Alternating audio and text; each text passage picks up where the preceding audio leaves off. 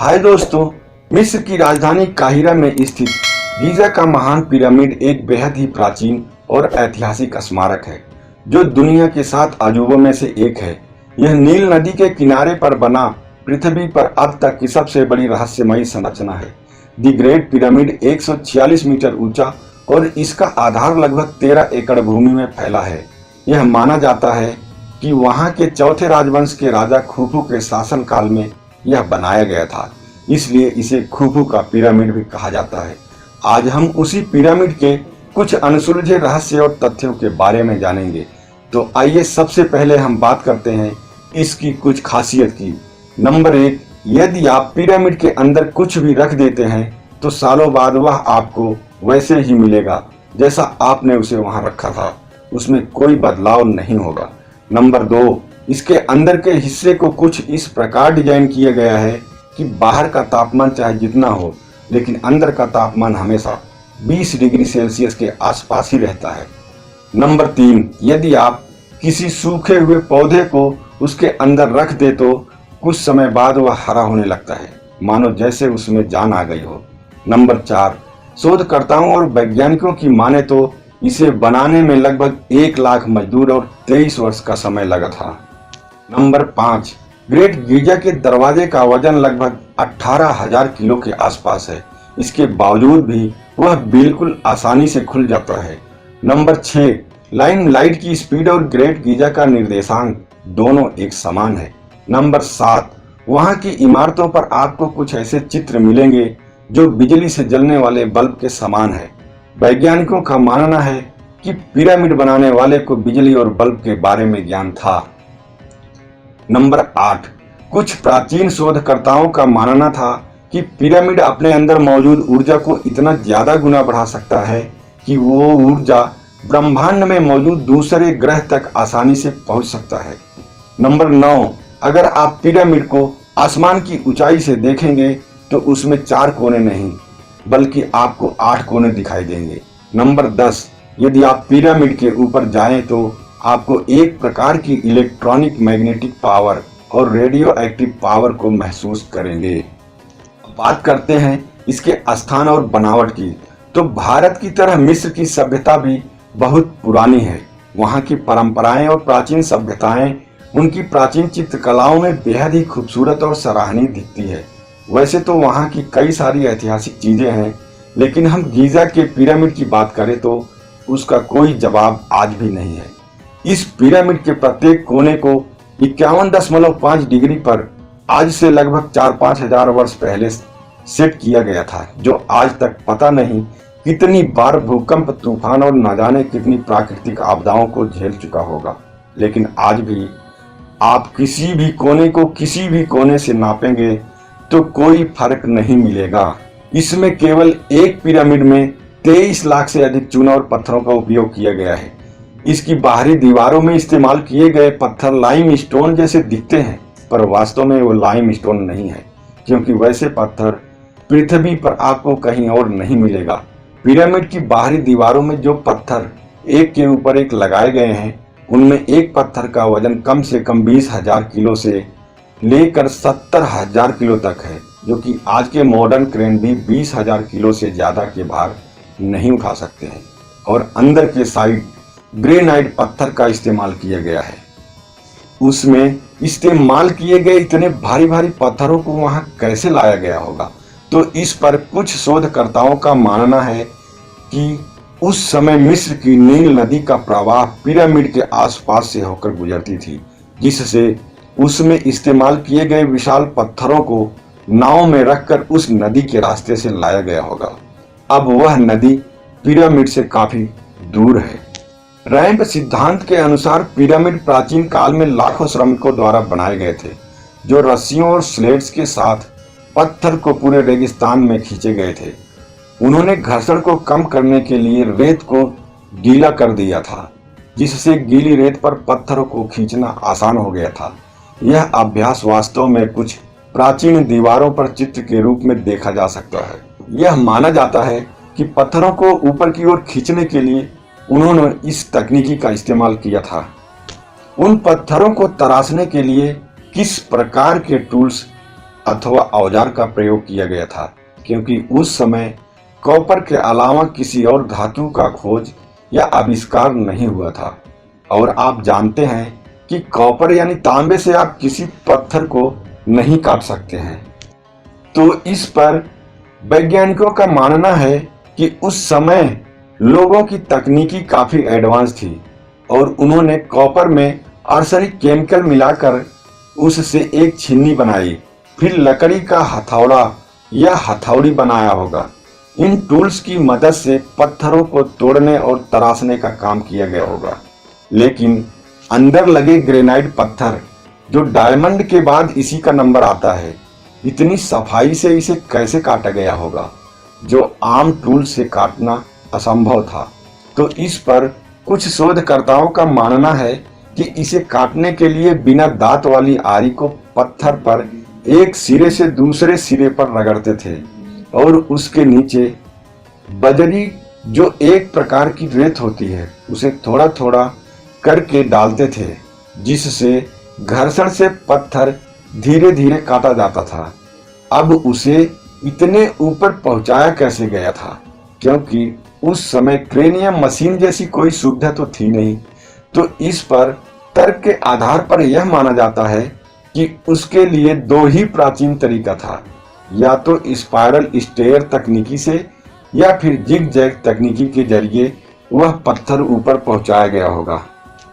शोधकर्ताओं और वैज्ञानिकों को हमेशा हैरान करने वाले कुछ रहस्य, जो उन्हें आज भी चैन से सोने नहीं देते हैं, कि दुनिया में जितने भी पिरामिड आपको मिलेंगे सब उसी सदी के आसपास के समय में बनाए गए थे। सभी पिरामिडों की डिजाइन में इतनी समानता कैसे है, जबकि उस समय दूरसंचार या दूरदृष्टि जैसी बिना किसी तकनीकी की मदद से यह कैसे संभव हुआ, इसका कोई जवाब अभी भी किसी के पास नहीं है। हालांकि उन्होंने अपने अनुभव और तर्क से इसके पीछे के कई रहस्यों को सुलझाने का दावा तो करते हैं, लेकिन ठोस प्रमाण आज भी नहीं है। इस पिरामिड के पीछे कई वैज्ञानिक सिद्धांत भी जुड़े हैं, जिसमें एक ओरियन कोरिलेशन का सिद्धांत भी है, क्योंकि तीनों पिरामिड एक सीध में नहीं है। यदि आप रात के समय पिरामिड को देखेंगे तो आपको पिरामिड तारों के एक नक्षत्र के साथ संरेखित होते हुए दिखाई देगा। इस नक्षत्र का नाम है ओरियन बेल्ट, जिसके 3 प्रमुख तारे हैं, अल नीतक, अल नीलम और मिंटका। इन तारों से पिरामिड एकदम सीधे दिखाई देता है। और सबसे बड़ी बात यह है कि यदि आप बारामुडा ट्रायंगल और ड्रैगन ट्रायंगल को एक सीधी रेखा से जोड़े तो पिरामिड के बीचों बीच से काटते हुए यह रेखा निकलेगी। जबकि उस समय लोगों को यह भी नहीं पता था कि पृथ्वी गोल है। अगर आप इस पृथ्वी के केंद्र की बात करें तो वह भी वही है जहां ये पिरामिड है। सबसे आश्चर्य की बात यह है कि इस पिरामिड का एक हिस्सा उत्तरी ध्रुव की रेखा में है। हर साल 21 जून को जब सबसे बड़ा दिन और सबसे छोटी रात होती है, उस दिन आप शाम को पिरामिड को देखेंगे तो वहां पर सूर्यास्त होते हुए कुछ इस प्रकार दिखाई देता है। इन सभी रहस्यमय तथ्यों के कारण ही कुछ शोधकर्ताओं और वैज्ञानिकों का मानना है कि आज से लगभग 4-5 हजार साल पहले पृथ्वी पर एलियंस आया करते थे और उनके पास अधिक एडवांस मशीन और उपकरण थे, जिससे उन्होंने पृथ्वी के केंद्र को चिन्हित करके और अपने रुकने के उद्देश्य से प्राचीन लोगों की मदद से इन पिरामिडों को बनाया था। इसलिए उन्होंने इसके रहस्य और इसे बनाने के मकसद का कोई प्रमाण यहाँ नहीं छोड़ा। अगर प्राचीन सभ्यता के लोग इसे बनाते तो कोई न कोई ब्लूप्रिंट या प्रमाण जरूर मिलता। पिरामिड के साथ में एक मूर्ति भी आपको दिखाई देगी, जिसका शरीर शेर जैसा और सिर मनुष्य जैसा है। वह देखने में ऐसा लगता है मानो वह इस पिरामिड की रखवाली कर रहा है। उसका रंग लाल है। इसकी सबसे बड़ी खास बात यह है कि यह पूरी मूर्ति एक पत्थर को काट कर डिजाइन की गई है। इसमें कोई भी दूसरा पत्थर नहीं जोड़ा गया है। कुछ लोग कहते हैं कि सन 1879 में एक व्यक्ति वहां से गुजर रहा था। तभी उसने एक सियार को वहां से भागते हुए देखा, जो थोड़ी दूर पर स्थित पिरामिड में एक सुराग के अंदर घुस जाता है।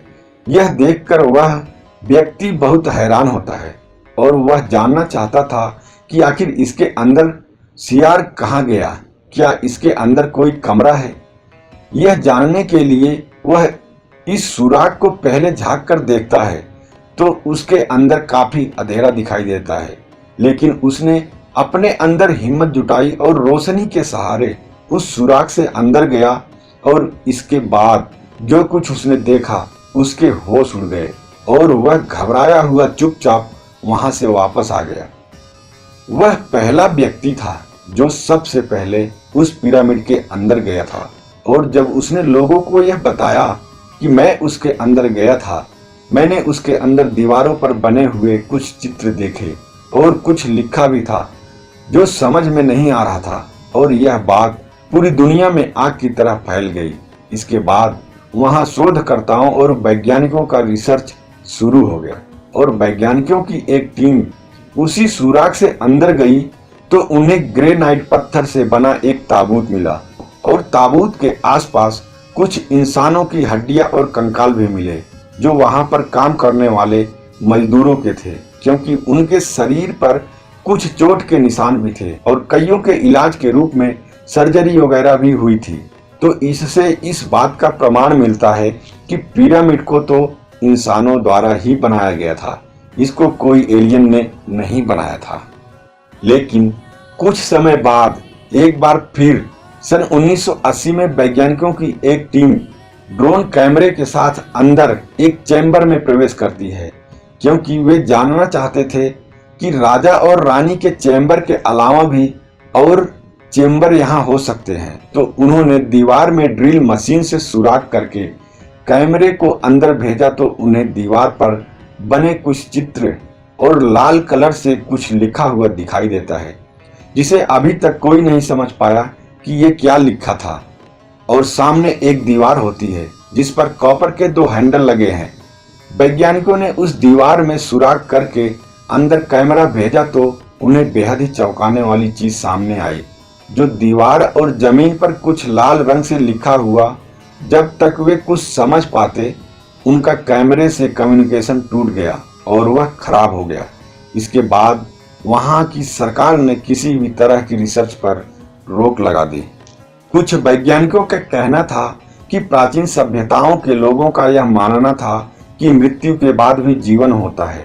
लोग मरने के बाद आसमान में तारे बन जाते हैं और उनके पूर्वज भी उन्हीं तारों में से हैं और वे उन्हें वहां से देखते हैं। इसलिए पिरामिड का निर्माण राजाओं और रानियों के शवों को सही दिशा में सुरक्षित दफनाने के लिए बनाया गया था और राजाओं को सभी वस्तुओं की आवश्यकता पड़ती है, इसलिए उनके शवों के साथ भोजन, गहने, बर्तन, हथियार, पेय पदार्थ, वाद्य यंत्र, जानवर और कभी कभी तो सेवकों को भी राजा के शव के साथ दफना दिया जाता था। इस बात में कितनी सच्चाई है इसका कोई प्रमाण अभी तक नहीं है, क्योंकि पिरामिड में कितने तहखाने हैं कोई नहीं जानता, पर अभी तक के शोध के मुताबिक इनमें 3 तहखाने मिले हैं, जो एक आधार तहखाना है, एक राजा का तहखाना और एक रानी का तहखाना है। लेकिन इन तहखानों में किसी की कोई मम्मी नहीं मिली, जिस कारण लोग ये नहीं समझ पाए कि इन पिरामिड्स को वास्तव में किस लिए और किसने बनाया था, जो अभी तक रहस्य बना हुआ है। तो दोस्तों, मेरा वीडियो आपको कैसा लगा प्लीज कमेंट करके जरूर बताना। धन्यवाद।